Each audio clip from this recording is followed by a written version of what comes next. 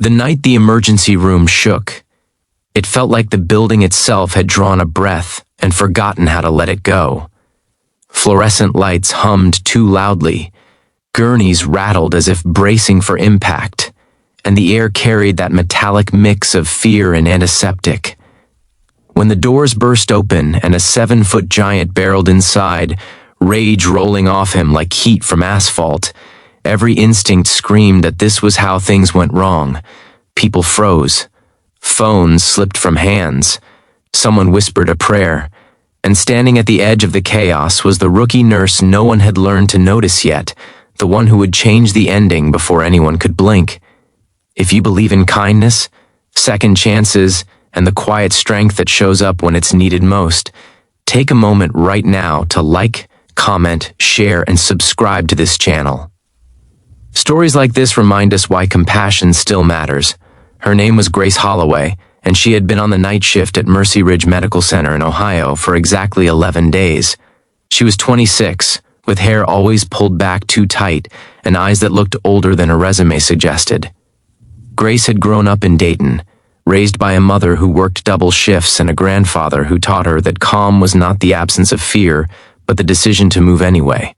In the ER, she was invisible in the way rookies often are, moving between tasks, absorbing corrections, learning the rhythm of alarms and codes. The seasoned staff liked her well enough, but they didn't trust her yet. Trust in a place like this was earned under pressure. The giant's name was not known when he charged through the doors. All anyone saw was size and fury in the way his shoulders clipped the doorframe like it had insulted him. Later, the chart would list him as Caleb Morris, a former college lineman whose life had bent the wrong way after a construction accident and an addiction that followed the pain home. But in that moment, he was a storm. He overturned a chair with one swipe. A security guard stepped forward and thought better of it. A resident named Thomas Reed backed into a cart, eyes wide, hands shaking. The ER had protocols, yes, but protocols tremble when adrenaline spikes. Grace felt the fear like everyone else. It crawled up her spine and tightened her throat. She thought of her mother's tired smile, of her grandfather's steady hands, of the oath she had taken in a small auditorium while her heart hammered with hope. She also noticed things others didn't. The way Caleb's breath came ragged, the way his left leg lagged half a beat, the panic hiding under the anger like a trapped animal. She noticed the 4-pole nearby, the spill on the floor, the way the room was about to tip into injury if no one took responsibility. The charge nurse, a battle-hardened veteran named Michael O'Connor, barked orders that scattered into the noise. Security hovered, unsure. The giant roared and took a step that would have ended badly for someone. Grace did not raise her voice. She did not run. She moved. What happened next would be described later as instant, but it wasn't magic. It was training meeting empathy at exactly the right angle. Grace closed the distance with a focus that narrowed the world to one task: stop the harm, preserve the patient. She used the environment, not force, and the momentum that was already there. In a blink, the giant's forward rush became his own undoing, redirected and grounded, his size made safe by physics and calm. The ER exhaled.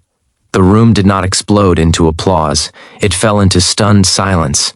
Caleb was restrained, breathing hard, eyes wide with shock that he was no longer in control of the storm inside him. Grace stayed with him, hands steady, voice low, anchoring him back to the present without a single raised word. The tremor in her own fingers surprised her only after it was over. Michael stared at her like he was seeing her for the first time. Thomas realized he was still holding his breath and let it go in a rush that made him laugh and cry at once. The aftermath rolled in like a tide. Paperwork, statements. A supervisor named Karen Whitfield arrived with a tight smile and sharper questions. Grace answered simply, truthfully, without bravado. She knew the rules. She also knew why they existed. The hospital reviewed the footage, and the footage showed what words sometimes cannot, a moment where restraint was not about power but about care. No bones broken, no injuries added to the night's ledger, one crisis contained. Caleb's story unfolded over the hours that followed. He had come in because the pain had finally overwhelmed the fear of being judged. The addiction had hollowed him out, the accident had stolen his future, and the night had cornered him. When he woke calmer, monitored and safe, something in his eyes softened. Grace checked on him between tasks, offering water, explaining the next steps, treating him like a human instead of a headline. He cried once, silently, the tears carving clean lines through a face that had forgotten gentleness. Word spread as it always does, not as a boast, but as a recalibration. The rookie nurse was no longer invisible. She was the one who had seen the whole picture when the edges went dark. Michael asked her to take lead on a triage later that shift, a quiet passing of the baton. Karen nodded at her in the hallway, approval tucked into the corner of her mouth. Thomas bought coffee for the team and left one on Grace's station with a simple note of thanks. By dawn, the ER returned to its familiar hum. Stretchers rolled, alarms chimed. The sun painted the windows with a pale gold that made even exhaustion look hopeful. Grace stepped outside for a moment, the cold air grounding her, the sky enormous above the parking lot. She thought about how close fear had come to winning, and how it hadn't. She thought about the weight of responsibility and the lightness that follows when you meet it honestly. Caleb was transferred to a unit that could help him heal, not just patch him up. He asked to see the nurse who had steadied the night, and when he did, his gratitude was clumsy but sincere. Grace accepted it without ceremony. She knew recovery was a road, not a moment. But moments matter. They set the direction. If this story is touching your heart right now, if you've felt the fear and the relief and the quiet pride that follows doing the right thing, please take a second to engage with this video. Your likes and shares help these stories reach people who need the reminder. Before we end, leave a comment and tell us where you're watching from and what part of this story stayed with you the most. Your words matter more than you know. Grace finished her shift and drove home as the city woke up.